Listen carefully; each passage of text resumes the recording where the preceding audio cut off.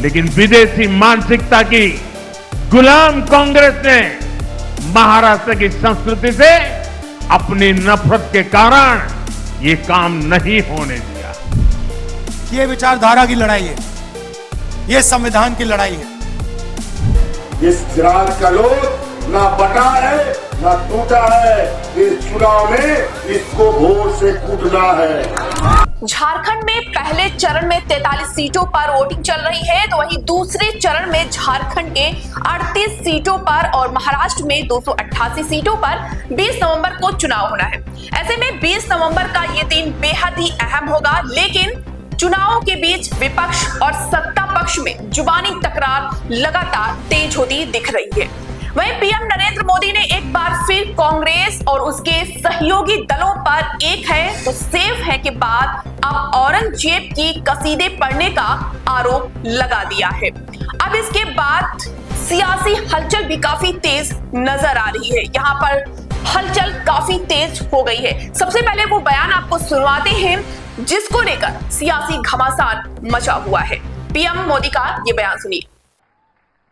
साथियों, ये काम बहुत पहले ही होने चाहिए थे, लेकिन विदेशी मानसिकता की गुलाम कांग्रेस ने महाराष्ट्र की संस्कृति से अपनी नफरत के कारण ये काम नहीं होने दिया। साथियों, कांग्रेस और उसके जैसे दलों ने हमेशा महाराष्ट्र का अपमान किया है।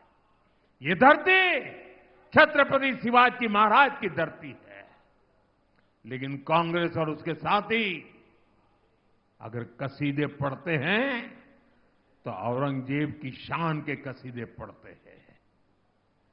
ये लोग वीर सावरकर को गाली देते हैं। बाला साहब ठाकरे जैसे ऐसे महाराष्ट्र के गौरव की सराहना करने में इनके मुंह पर ताला लग जाता है। ये विचारधारा की लड़ाई है, संविधान को बचाने की लड़ाई है, नफरत को मोहब्बत से हराने की लड़ाई है। लेकिन बीजेपी आरएसएस के लोग इस संविधान को खत्म करने में लगे हैं। मोदी सरकार ये काम सरकारों को गिराकर किसानों से धन छीनकर अरबपतियों का कर्ज माफ करती है। सुनिए राहुल गांधी का ये बयान। ये विचारधारा की लड़ाई है, ये संविधान की लड़ाई है। और नरेंद्र मोदी जी, आरएसएस के लोग, बीजेपी के लोग इस संविधान को, अंबेडकर जी के संविधान को, गांधी जी के संविधान को खत्म करने में लगे हैं। सामने से नहीं करते हैं, बंद कमरों में करते हैं, सरकारों को गिराकर करते हैं, किसानों से धन छीनकर करते हैं, अरबपतियों को कर्जा माफ करके इस पर आक्रमण करते हैं। इसीलिए लड़ाई इसकी है, संविधान को बचाने की लड़ाई है, नफरत को मोहब्बत से हराने की लड़ाई है। यह मोहब्बत की किताब है, इसमें आप पढ़ लो, इसमें आपको नफरत कहीं नहीं मिलेगी। नफरत आपको बीजेपी के लोगों के दिल में मिलेगी, इस किताब में नहीं मिलेगी। कांग्रेस पार्टी के कार्यकर्ता के दिल में आपको कभी नहीं मिलेगी, कांग्रेस पार्टी के नेताओं के दिल में आपको कभी नहीं मिलेगी, इंडिया गठबंधन के नेताओं के दिल में आपको नफरत नहीं मिलेगी। यही लड़ाई है और यह आपके खून के अंदर है। यह संविधान, यह आपके डीएनए में है, यह आपके खून में है। और मैं जानता हूं, जो मैं आपसे कह रहा हूं आप समझ रहे हो। मैं जानता हूं कि आप हर रोज इस संविधान की रक्षा करते हो, नफरत को मोहब्बत से काटते हो। जैसे मैंने कहा भारत जोड़ो यात्रा में, जो मैंने कहा, नफरत के बाजार में आप सब मोहब्बत की दुकान खोलते हो।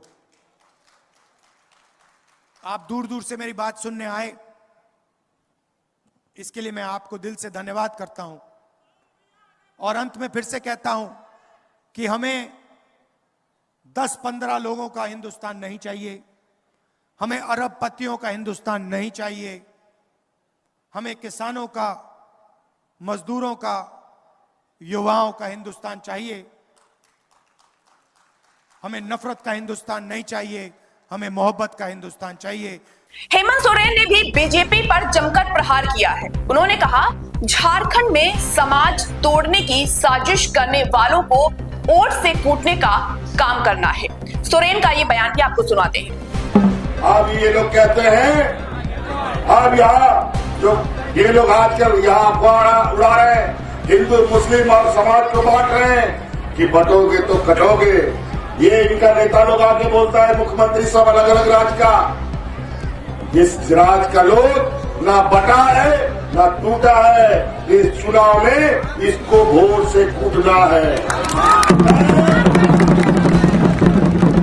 चुनाव है, ऐसे में यहाँ राजनीतिक वार और पलटवार जो है गवाही देती हुई यहाँ पर नजर आ रही है। इसी पर नजरें सबकी बनी हुई है। मुद्दे चुनाव के आम जनता से जुड़े हुए विकास, महंगाई, बेरोजगारी यहाँ होनी चाहिए, लेकिन सुनाई ये दे रहा है कि चुनावी मुद्दों में बस संविधान, आरक्षण, औरंगजेब, रजाकार और लव जिहादी।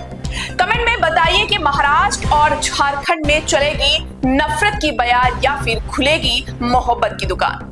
बने रहें न्यूज़7 मीडिया के साथ। हमें फॉलो करें YouTube, Instagram, Facebook और Twitter पर। मिलते हैं अगले वीडियो में।